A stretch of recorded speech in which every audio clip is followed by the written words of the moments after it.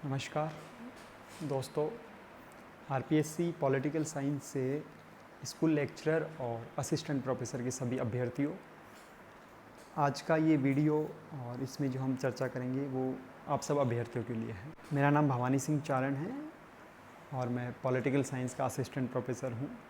2023 की जो RPSC assistant professor भर्ती हुई उसमें मुझे ऑल राजस्थान 5वीं रैंक मिली। इससे पहले मैं स्कूल लेक्चरर भी रहा, फर्स्ट ग्रेड टीचर जिसे कहते हैं। लगभग 20 महीने मैंने सेवाएं दी वहाँ। नेट जीआरएफ क्वालिफाई है, पीएचडी मेरा चल रहा है, राजस्थान यूनिवर्सिटी से मेरा पीजी किया हुआ है। हेल्दी कंपटीशन नाम से जो इंस्टाग्राम पे एक आईडी है और इनका यूट्यूब चैनल है, बहुत पॉपुलर है युवाओं के बीच, अभ्यर्थियों के बीच। कंपटीशन एग्ज़ाम के बारे में रणनीति और जो टॉपर्स होते हैं उनसे जो चर्चा ये लोग करते हैं ताकि अभ्यर्थियों को फ़ायदा हो सके। इन्होंने मुझे एक प्रश्नावली भेजी है, उन प्रश्नों में ही हम लोग बात करेंगे और उन्हीं के उत्तर हम लोग यहाँ संक्षेप में मैं देने का प्रयास करूँगा। ख़ास तौर से पॉलिटिकल साइंस सब्जेक्ट में अभी 2-3 दिन पहले स्कूल लेक्चरर का रिज़ल्ट आया है और असिस्टेंट प्रोफेसर का रिज़ल्ट आया है। पोस्ट जितनी थी उतनी भी नहीं भर पाए, क्या कारण रहे उन सब पे चर्चा करेंगे। और जो वर्तमान पैटर्न है उसके अकॉर्डिंग क्या हमें पढ़ना चाहिए, किस तरह पढ़ना चाहिए, कोचिंग की क्या भूमिका है, इन सब पे। पहला क्वेश्चन जो है कि सिलेक्शन के बाद क्या फीलिंग है। तो ऑब्वियसली जिसको आप टारगेट बनाते हो किसी भी फील्ड में, जो टारगेट, और वो आपका टारगेट जब पूरा हो जाता है, अचीव कर लेते हो अपने मेहनत के दम पे, तो स्वाभाविक रूप से बहुत अच्छा फील होता है। एक तरीके से इच्छा पूर्ण होना, बहुत खुश होना, वो खुशी चेहरे पे झलकना, परिवार के साथ साझा करना, वो एक अच्छी फीलिंग, पूरा भाव होता है, वो मुझे भी बहुत अच्छा लगा। अगला है रणनीति क्या थी। तो देखिए, युद्ध जीतने के लिए अच्छी रणनीति बना लेना ही आधा युद्ध जीता हुआ माना जाता है, अगर हम ऐसा ही कर लेते हैं तो आप सबसे पहले डिसाइड करें कि आप स्कूल लेक्चर की तैयारी कर रहे हैं या असिस्टेंट प्रोफेसर की, या चूँकि पॉलिटिकल साइंस में करियर बनाना है तो net, GRF, school lecture, assistant professor, इनके इंटीग्रेटेड शुरुआती स्तर पर तैयारी कर रहे हैं। तो आप उसका सिलेबस ले, उनके कॉमन टॉपिक्स जो है वो डिसाइड करें और अच्छी बुक लिस्ट फॉलो करते हुए अपना जो, क्योंकि हर व्यक्ति की परिस्थिति अलग है, कुछ पीएचडी करते हुए तैयारी कर रहे हैं, कुछ अभी उनका बीएड चल रहा है या एमए चल रहा है, कुछ ऐसे भी अभ्यर्थी हैं जो कुछ जॉब भी करते हैं साथ में, उसके साथ तैयारी कर रहे हैं।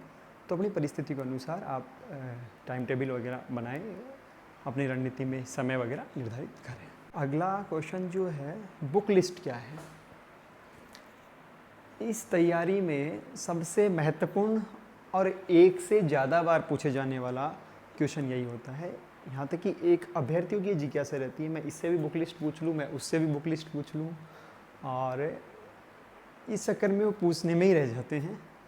तो हमें ध्यान देना है कि आप जो स्थापित व्यक्ति है इस क्षेत्र में, 1 या 2 ठीक है, 3 मान लो ज़्यादा से ज़्यादा, उनसे आप बुक लिस्ट का पता कर लीजिए। पॉपुलर बुक्स जो होती है किसी छिपी नहीं होती हैं, वो सब जानते हैं, तो वो बुक्स आप फॉलो करें। मैं बताऊंगा आपको अभी, मेरा एक यूट्यूब पे पहले से पॉडकास्ट है, टॉक विथ बीएमआर, जो मैंने आफ्टर रिजल्ट दिया था असिस्टेंट प्रोफेसर की, वो करीब 1 घंटे का वीडियो है, वहाँ आपको सारी किताबें डिटेल में मिलेगी। फिर ये नया वीडियो बनाने का क्या उद्देश्य है, क्योंकि अभी जो रिज़ल्ट आया है कल परसों, उसके बाद हम देखें कि उन बुक से जो मैंने चर्चा की, विशेष पहले बुक्स, उनसे क्वेश्चन आए हैं, बहुत आए हैं। यहाँ तक कि मेरा एक जानकार है पवन, उसने पॉलिटिकल साइंस पेपर में स्कूल लेक्चर में 88 क्वेश्चन सही किए हैं। और वही किताबें, नया बंदा था, उसने स्टार्ट किया था पॉलिटिकल साइंस, और वही 10-12 किताबें जो मैंने बताई उसने चालू की, वहाँ से क्वेश्चन आज भी आए।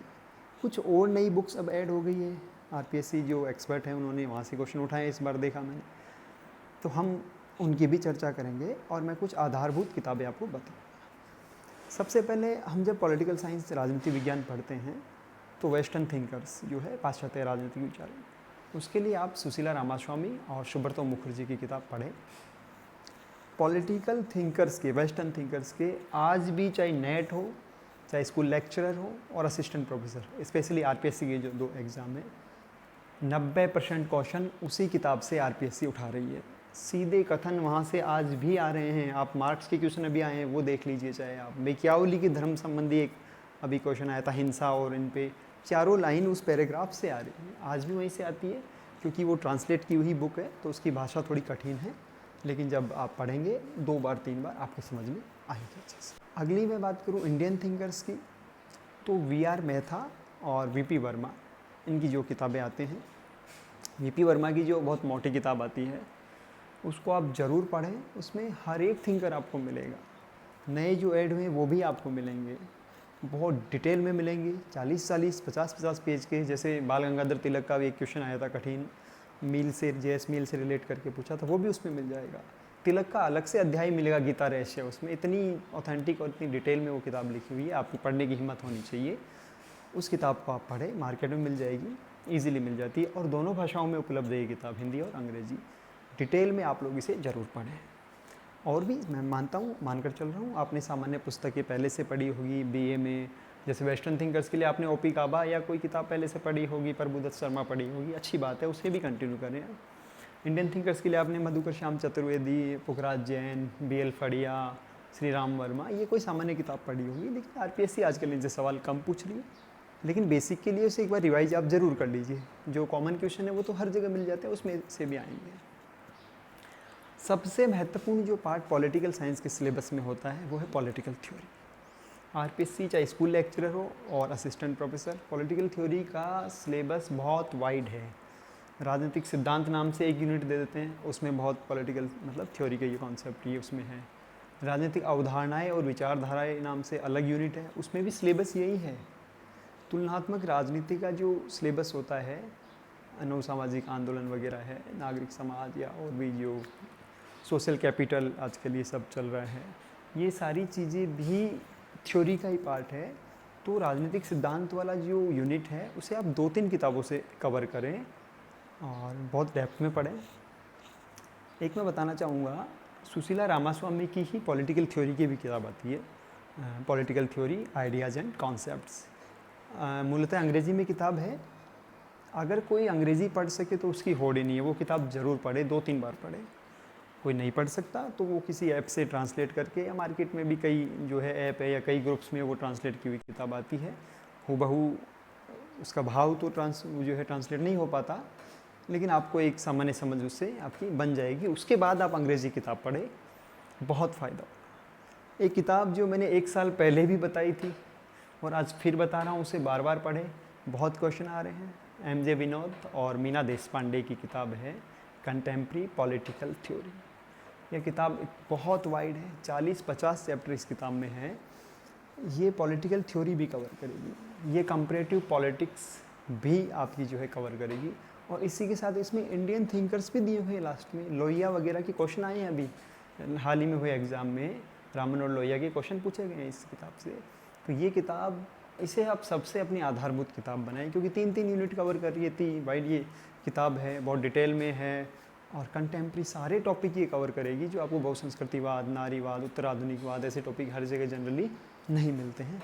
लेकिन समस्या वही है कि ये किताब भी अंग्रेज़ी में उपलब्ध है। तो जैसी भी आपको अंग्रेज़ी आती है, टूटी फूटी काम चलाओ, आप इस किताब को ज़रूर पढ़ें, 1 बार 2 बार 3 बार, और इससे जो है अपने नोट्स बनाएं। भारतीय संविधान का पार्ट आरपीएससी ना केवल पॉलिटिकल साइंस के क्षेत्र में जो पेपर होते हैं उनमें, बल्कि आरएस और एसआई में भी संविधान के बहुत कठिन क्वेश्चन अब पूछने लगी है। और इसका एक ही समाधान है, आप बेयर एक्ट पढ़ें, मार्केट में मिलता है, सेंट्रल लॉ पब्लिकेशन का अच्छा आता है, वो आप ले लीजिए और उसे आप पूरी तरह शब्द आधारित चिंतन की तरह पढ़ें, उसके शब्दों पे आप ध्यान दें। आरपीएससी आजकल शब्द पूछने लगी है, राष्ट्रपति का विशेष अभिभाषण कब होता है, वीटो की जो शक्ति है, वीटो शब्द काम में लिया गया है नहीं लिया गया है संविधान में, ये सारी आप साथ में भारतीय राजनीति के लिए आप लक्ष्मीकांत या डी.डी. बसु जैसी किताबें पढ़ें, लेकिन बेयर एक्ट जरूर पढ़ें। और आपको पूरा अनुच्छेद 395 पूरे पढ़ने की कहीं आवश्यकता नहीं है। सिलेबस में जो आपके टॉपिक दिए होते हैं, राष्ट्रपति है, मौलिक अधिकार है, तो उनसे रिलेटेड आर्टिकल्स पढ़ें, मतलब 150-200 आर्टिकल्स, लोकल गवर्नमेंट के आर्टिकल्स पढ़ें, वहाँ से आपका काम बहुत आसानी से हो जाएगा और समझ भी बनेगी। प्रावधान सीधे आते हैं, सीधे प्रोविजन पूछ रहे हैं आजकल, वहाँ से हो जाएगा। अब अभी जो हमारे भारत में राजनीति वर्तमान तक चल रही है आज़ादी के बाद से, जिसे आप पॉलिटिक्स इन इंडिया कह लीजिए या भारत में राजनीतिक प्रक्रिया कह लीजिए या डायनामिक्स कह लीजिए, गत्यात्मकता जो है भारतीय राजनीति की, जाति वर्ग सामाजिक आंदोलन वगैरह। यहाँ से जो क्वेश्चन आते हैं कोटेशन वाले बहुत आते हैं कि ऐसा किसने कहा, पार्थ चटर्जी ने कहा, आशीष नंदी ने कहा, किसने, रजनी कोठारी ने कहा, ये क्वेश्चन आते हैं, रुडोल्फ ने कहा। दूसरा, भारतीय राजनीति के बारे में ये कॉन्सेप्ट किसने दिया, ऐसे क्वेश्चंस बहुत आते हैं। आप इनके लिए इंग्लिश मीडियम वाले तो पॉलिटिक्स इन इंडिया ऑक्सफोर्ड से जो निर्जा गोपाल जायल और प्रताप भानु मेहता की किताब है, वो किताब ज़रूर पढ़ें, 2-4 बार पढ़ें। पूरी किताब नहीं पढ़नी, बहुत चैप्टर है। आपके सिलेबस में जो है जाति अगर है, धर्म है, पंथ निरपेक्षता है, वर्ग है, भारत में राज्य है, चुनाव सुधार है, ये जो काम के चैप्टर वो पढ़ें। सामाजिक आंदोलन है, बहुत डेप्थ में लिखे हुए हैं। इसके साथ हिंदी मीडियम वाले, इंग्लिश मीडियम के लिए है, हिंदी मीडियम वाले कृष्ण मुरारी, अभय प्रसाद सिंह, इनकी किताब आती है भारत में राजनीतिक प्रक्रिया, ओरिएंट ब्लैक स्वान से, मैंने पहले बताया था, वो किताब पढ़े। ये भी अच्छी किताब है और कहीं ना कहीं जो मैंने अभी इंग्लिश वाली किताब बताई उसमें से काफ़ी कुछ इसमें भाग लिया गया है, लेकिन फिर भी इंग्लिश वाली किताब आप वो ज़रूर पढ़े। उससे सीधे क्वेश्चन आते हैं, रुडोल्फ के क्वेश्चन उससे आते हैं, पार्थ चटर्जी के, अतुल कोहली के, सारे क्वेश्चन उसमें आते हैं। तो अब अभी ये क्वेश्चन आया था जाति के बारे में, सुरेंद्र जोधका का कोई कोटेशन, तो उसमें जाति का चैप्टर ही खुद सुरेंद्र जोधका ने लिख रखा है और जो है बहुत मज़ा आएगा पढ़ने में। आपको कॉन्सेप्ट इतनी समझ बन जाएगी कि जाति का क्वेश्चन आ रहा है तो आंसर अगर आप एग्जैक्ट नहीं निकाल पा रहे हैं तो आप रिलेट करके निकाल पाएंगे कि जाति के बारे में रजनी कोठारी लिखता है, सुरेंद्र जी बहुत अच्छा लिखते हैं, राज्य पे पार्थ चटर्जी लिखते हैं, आशीष नंदी जो है पंथ निरपेक्षता पे लिखता है। तो वो आपकी समझ तब बनेगी जब आप इन चीज़ों को पढ़ोगे। स्मिथ भी भारत की पंथ निरपेक्षता पे बहुत उन्होंने लिखा है। बलवीर अरोड़ा है तो संघवाद पे लिखते हैं वो। रेखा सक्सेना DU में प्रोफेसर है मैम, वो संघवाद पे लिखते हैं। तो इस किताब को पढ़ने के बाद आप ये समझ जाओगे कि डायरेक्ट आपको क्वेश्चन नहीं आ रहा है तो रिलेट करके आप आंसर लिख पाओगे या कर पाओगे। ये आप अगली यूनिट है अंतर्राष्ट्रीय राजनीति। मैंने पहले भी किताबें बताई है कि आप महेंद्र कुमार की किताब पढ़ें, अंतर्राष्ट्रीय राजनीति के सैद्धांतिक पक्ष, बहुत अच्छी किताब वो है। वहाँ से आपको पुराने कॉन्सेप्ट्स, यथार्थवाद, सामूहिक सुरक्षा, बैलेंस ऑफ पावर, ये सब बहुत अच्छे से मिल जाएंगे। दोनों भाषाओं में किताब उपलब्ध है और ये टॉपिक जो पुराने हैं सिलेबस में, ये क्वेश्चन आज भी उसी किताब से आते हैं। पीयू घोष की एक नई किताब आई है, अभी हिंदी में भी आ गई है, द्वितीय संस्करण, PHI से पब्लिश होती है, अंतर्राष्ट्रीय संबंध। ये किताब आप ले लीजिए, अभी हुई एग्ज़ाम में इससे क्वेश्चन आए हैं। ये किताब आपके अंतर्राष्ट्रीय राजनीति के सैद्धांतिक पक्ष भी कवर करेगी, व्यवहारिक अंतर्राष्ट्रीय राजनीति और अंतर्राष्ट्रीय संगठनों वाला जो पार्ट है वो भी कवर करेगी, और एक अध्याय भारतीय विदेश नीति पे भी 50 पेज से ज़्यादा बहुत डिटेल में प्रधानमंत्रियों के अनुसार कालक्रम में घटनाओं के संदर्भ में इसमें लिखा गया है। निशस्त्रीकरण वगैरह जो है, पर्यावरण पे जो चैप्टर, बहुत शानदार ये किताब है, ये आप पढ़ें। ये मैं अब नई किताब जोड़ रहा हूँ एक तरीके से बुक लिस्ट में, और बहुत डेप्थ में है, ये किताब आप पढ़ें। ये तो यूनिट वाइज मैंने आधारभूत किताबें बताई हैं आपको। अब मैं कहूँगा फॉरेन राइटर के नाम पे एंड्रू हेवुड की 3 किताबें आपको पढ़नी ही पढ़नी है। पॉलिटिक्स, ग्लोबल पॉलिटिक्स और पॉलिटिकल आइडियोलॉजीज़। ये किताबें इंग्लिश में आती है, PDF हर जगह ग्रुप में मौजूद है, उपलब्ध है, और वरना आप इनका हिंदी ट्रांसलेट करवा लीजिए। लेकिन ज़रूर पढ़ना है, इनसे सीधे क्वेश्चन आते हैं और ये जो पेपर सेटर्स है उनकी बहुत पसंदीदा किताब है। तो बुक लिस्ट में मैं आपको अभी के लिए यही बताऊंगा जो मैंने अभी तक कुछ किताबें बताई है, क्योंकि ये आधारभूत किताबें हैं। नई किताब एक जो मैंने ऐड करवाई वो आप एक्स्ट्रा ऐड कर लीजिए, बाकी वही किताबें हैं। मैंने अभी कहा कि टॉक विथ BMR पे मेरा पहले से पॉडकास्ट है 1 घंटे का, उसमें मैंने एक बुक को इंडेक्स सहित इसमें से आपको क्या पढ़ना है, क्या काम का, वो सारा बता रखा है।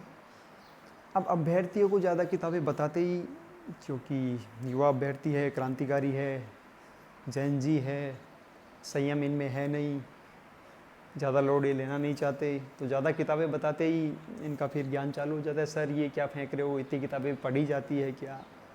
पढ़नी पड़ती है। आप जब PhD करोगे, नेट JRF करोगे, तो आप देखते हो खुद आपकी इंटरेस्ट खुद ही जग जाता है कि एक ही यूनिट के लिए आप 2-2 3-3 किताबें पढ़ते हो।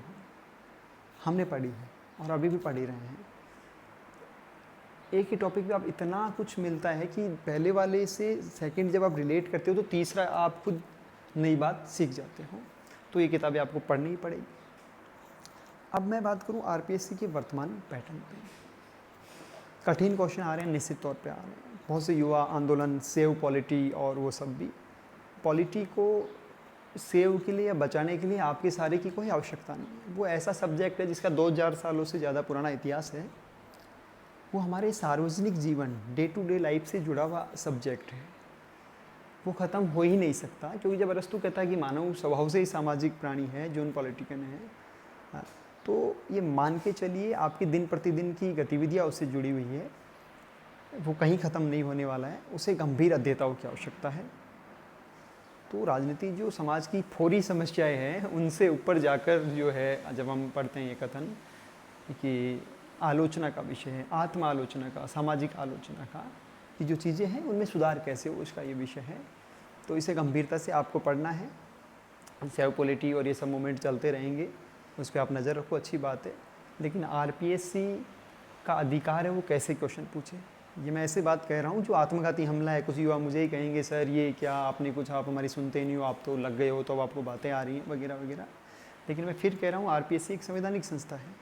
आरपीएससी, कुछ कहते हैं कि आरपीएससी बुक लिस्ट जारी कर दे पहले, तो क्या यूपीएससी या कोई और राज्य लोक सेवा आयोग क्या बुक लिस्ट जारी करता है? नहीं करते हैं। बुक लिस्ट जारी करना विश्वविद्यालयों का काम है। आप थोड़े जिम्मेदार बनिए। विश्वविद्यालय अनुशंसित करते हैं कि हमारे बीए फर्स्ट सेमेस्टर के लिए ये किताबें पढ़िए, एमए के लिए ये किताबें पढ़े। तो आपको और डिटेल में जानना है तो आप उन विश्वविद्यालयों की वेबसाइट पे जाके उनका जो एमए या बीए का जो सिलेबस है, DU, JNU, Pondicherry university, Rajasthan university, इन सब का उनके द्वारा अनुशंसित पुस्तकें वहाँ देखिए। आरपीएससी कभी जारी नहीं करेगी बुक लिस्ट।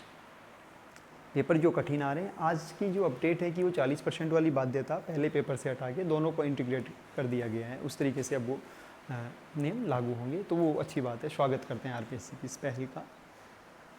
तो बुक लिस्ट की ये सारी हमारी किताबें, इनको आपको पढ़ना है। आरपीएससी को आप नहीं बदल सकते, आरपीएससी की डिमांड के अनुसार हमें ही डलना होगा। ये मैं वास्तविक बात कह रहा हूँ। बाकी आदर्श में आप कहते रहिए, उससे कोई फ़र्क नहीं पड़ता कि ये हो आरपीएससी को ऐसा करना चाहिए, ऐसा करना चाहिए। अपन पे काम करें, वो बेटर होगा।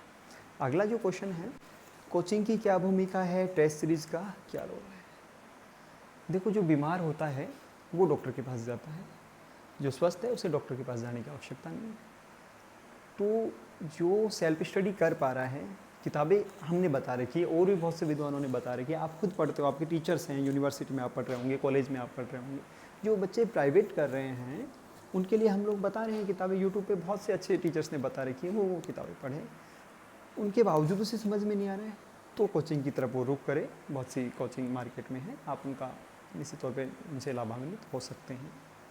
ये जो कोचिंग का कॉन्सेप्ट है, स्कूल टाइम में जब हम थे तो आपको याद ही होगा कि ट्यूशन जाते थे कुछ बच्चे। तो कौन से बच्चे? कमज़ोर बच्चे, जो खुद नहीं कर पा रहे हैं। तो जिनसे नहीं हो रहा है उन्हें कोचिंग की आवश्यकता है। जो नए बच्चे हैं, सीधा इस फील्ड में उतरे, वो कोचिंग के नाम पे कहीं अपना टाइम बर्बाद करने की आवश्यकता नहीं है। इन ऑथेंटिक बुक्स को आप 3 बार, 4 बार, 5 बार पढ़ो, खुद के नोट्स बनाओ। आप आरपीएससी की नब्ज़ पकड़ लोगे, ऐसी स्थिति आ जाएगी कि देखो ये क्वेश्चन यहाँ से आया है, ये क्वेश्चन यहाँ से आया है, अगला यहाँ से आ सकता है, आप खुद समझ जाओगे ये चीज़। इस पे काम करें। अगला क्वेश्चन आपका जो है, सेल्फ स्टडी से क्लियर हो सकता है क्या, और नोट्स कैसे बनाएं। सेल्फ स्टडी से ही क्लियर होगा, यही एकमात्र उपाय है। बाकी सब प्रक्रियात्मक है, और प्रक्रियात्मक की ज़्यादा भूमिका नहीं होती है, सारगर्भित की भूमिका होती है। राष्ट्रपति की पूर्व सिफारिश कोई बहुत ज़रूरी नहीं है, बाद में मंजूरी मिलने पे वो लागू हो जाता है, कोई भी जो बिल वगैरह है। तो आप खुद सेल्फ स्टडी करें, ऑथेंटिक बुक्स पढ़ें। उनको कैसे पढ़े, ये जो है विमर्श का विषय है। पहली रीडिंग लगाएं आप केवल फैमिलियर होने के उद्देश्य से कि लिखा हुआ क्या है, ये कह क्या रहा है, इसका कॉन्सेप्ट क्या है। पहले में आप उम्मीद नहीं करें कि मैं कुछ मेरे समझ आए। दूसरी तीसरी रीडिंग में आपके खुद ही कॉन्सेप्ट क्लियर होने लगेंगे। और मेरा ये व्यक्तिगत सुझाव रहेगा, 3 रीडिंग के बाद अपने नोट्स आप बनाएं। किसी भी बुक को 3 बार पढ़ ले और फिर अपने शॉर्ट नोट्स बनाएं। कैसे बनाएं नोट्स में आप फैक्ट भी इंक्लूड करें। जो कॉन्सेप्ट पढ़ रहे हैं उसकी कोई विशेषताएं हैं, अजम्पशंस है, तो वो आप नोट करें। क्योंकि क्वेश्चन बनाने वाला 4 लंबे कथन दे देता है कि इससे संबंधित है या ये नहीं है, तो आप पहले से नोट करके रखें ताकि एग्ज़ाम के पास में आपका रिविजन हो सके। टाइम टेबल, जैसा मैंने पहले बताया, सब अलग परिस्थितियों में जी रहे हैं, तो आपका जो लाइफ शेड्यूल है या डेली का जो शेड्यूल है उसके अकॉर्डिंग आप अपना टाइम टेबल बनाएं। मिनिमम 5-6 घंटे आप ज़रूर पढ़ें, ज़्यादा आपका जैसा आपकी स्थिति है उसके अनुसार। अगला क्वेश्चन है कि प्रिपरेशन जो मेरी जर्नी रही यात्रा, उससे क्या सीखा और मोटिवेट कैसे रहे तैयारी के दौरान। देखो, जीवन की यात्रा में कुछ ना कुछ हम लोग डेली सीखते ही हैं, तो मोटिवेट रहने के लिए आप जिस पद के लिए तैयारी कर रहे हैं उस पद पर भविष्य में खुद को देखते हुए कल्पना करें कि मैं इस पे होऊंगा, फिर मेरी जो इच्छा है ऐसे मैं लागू करूंगा, तो आपको खुद ही स्वाभाविक रूप से मोटिवेशन मिलेगा।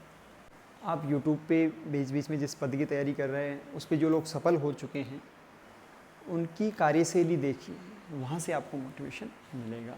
तो अनुभव आधारित मोटिवेशन आप लेने का प्रयास करें। उसके अलावा आप मोटिवेशन के लिए बहुत से यूट्यूब पे कई संसाधन जो है उपलब्ध, वहाँ से बस अपना ये उद्देश्य होना चाहिए कि कैसे भी हर 5-7 दिन में मेरा मनोबल गिरे नहीं, जो तैयारी करने वाला है उसके लिए हम कुछ ना कुछ गतिविधि जरूर करें। तैयारी के दौरान सपोर्ट सिस्टम क्या था और क्रेडिट किसको दिया। तो देखो, व्यक्ति चूँकि वही बात दोहराऊंगा सामाजिक प्राणी है, तो उसके पीछे एक पूरा इकोसिस्टम, सोशल सिस्टम कार्य रहता है। उसमें परिवार सबसे महत्वपूर्ण है, माता पिता होते हैं, भाई बहन होते हैं। और चूँकि हम भारतीय समाज में बहुत ही हमारा सामाजिक संबंध बहुत प्रगाढ़ होते हैं, जिसमें हम हमारे बुआ जी, फूफा जी, ननिहाल पक्ष, कजन्स, मामा जी जो है, इन सबको शामिल करते हैं और वो हमेशा हमारे सुख दुख में जैसे भागीदार रहते हैं। तो इस प्रिपरेशन में भी मेरे नहीं, सभी के वही भागीदार रहते हैं, सारे ही जो है। और समय समय पे वो पूछते रहते हैं कि तैयारी कैसी चल रही है, कितना सिलेबस हो गया, भर्ती कब आ रही है। तो सबकी तरह ही मेरे लिए भी परिवार के सभी सदस्य मुझे उन्होंने मोटिवेट किया और मेरी इस यात्रा का उनको पूरा श्रेय जाता है। और सबसे महत्वपूर्ण तो प्रभु इच्छा प्रबल है, तो ईश्वर का योगदान होता है। अगला क्वेश्चन है इंटरव्यू एक्सपीरियंस कैसा रहा। और अभी जो इंटरव्यू देने जाएंगे अभ्यर्थी, जो 40 लोग असिस्टेंट प्रोफेसर में पास हुए हैं, उनके लिए कुछ सुझाव। तो उनके लिए मैं ये कहना चाहूँगा कि इंटरव्यू में बेसिकली 3 चीज़ों पे ध्यान दिया जाता है। पहला, आपकी स्थानीयता, लोकेलिटी, आप किस ज़िले से आते हैं, वहाँ का आप थोड़ा इतिहास पढ़ लीजिए। वहाँ की जो मेजर पर्सनैलिटीज़ है, व्यक्तित्व है, समाज सेवा में हो सकते हैं, राजनीति में हो सकते हैं, उनके बारे में आप ज़रूर पढ़ के जाएँ। दूसरा, अपना सब्जेक्ट के बेसिक्स, आप जो आपने BA या MA में जो पढ़ा है सब, वो आपके क्लियर होने चाहिए। तीसरा, आपका जो है करंट अफेयर्स, और करंट ज़रूरी नहीं पॉलिटिकल साइंस के क्षेत्र में, इकोनॉमी के क्षेत्र में, देश में समाज में जो भी चल रहे हैं, जैसे अभी ये कॉकरोच मूवमेंट वगैरह चला, लोकल बॉडीज़ इलेक्शन आ रहे हैं राजस्थान में, तो ये करंट आप बहुत, इन पर आपको फैक्ट नहीं, आपका ओपिनियन होना चाहिए। इंटरव्यू में फैक्ट कम पूछेंगे, इन पर आपका ओपिनियन क्या है और वो संतुलित होना चाहिए, उसके लिए आप कम करें। और सक्सेस मंत्र और जो है इस चैनल के दर्शकों को सुझाव, ये मेरा अपना लास्ट क्वेश्चन रहेगा। तो सक्सेस का एक ही मंत्र है, वो है मेहनत, किस्मत और जो चीज़ें हैं लक वगैरह, उनका अपना स्थान है, लेकिन मेहनत इनमें जो है स्वतंत्र चर है, वो सब इसी पे आश्रित है। आप खूब मेहनत कीजिए। और पॉलिटिकल साइंस का जो ये भय का वातावरण बना है वर्तमान समय में RPSC के पैटर्न को, उससे बिल्कुल भयभीत मत होइए। आप अच्छी बुक्स पढ़िए, उनके लिए कोई भय नहीं है, कॉन्सेप्ट अपने क्लियर कीजिए और तैयारी कीजिए, सफलता आपको अवश्य मिलेगी। आपको मेरी तरफ से खूब शुभकामनाएं। जय हिंद।